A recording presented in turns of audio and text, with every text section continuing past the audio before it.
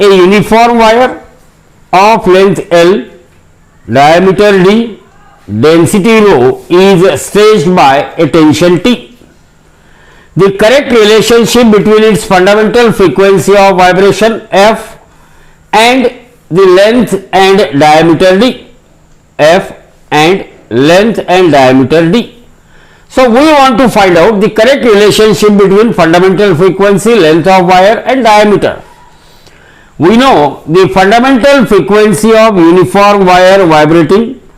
So F is equal to 1 upon 2L under root of T divided by M, under root of T divided by M, where M is linear density, that is the mass per unit length.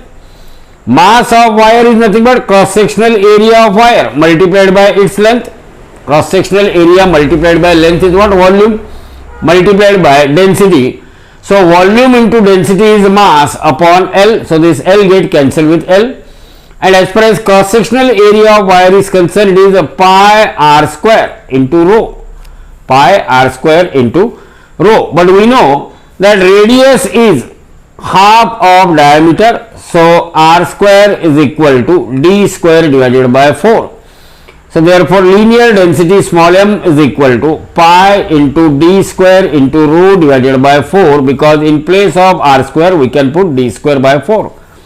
Therefore fundamental frequency F is equal to 1 upon 2L under root of T divided by, now in place of linear density we can write pi d square rho upon 4, that 4 goes in numerator, that 4 it goes into what? Numerator. So therefore that 4 will be taken outside, so it is 2 divided by 2L, 2 divided by 2L, and this d square is also taken outside, it is d. So under root of, now what is left? T divided by pi rho, T divided by pi into rho. It means that fundamental frequency T divided by pi into rho. See here, 1 upon 2L T into 4, that 4 will be taken outside, it becomes 2, d square outside square root, it becomes d.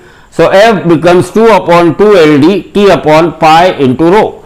So these 2 get cancelled with 2, therefore fundamental frequency F is equal to 1 upon LD into under root of T divided by pi into rho. T divided by pi into rho means F is directly proportional to, F is inversely proportional to L into D. So F is proportional to L into D. So out of 4 options, look at option D. F is proportional to 1 by LD. So D is the correct option for this question.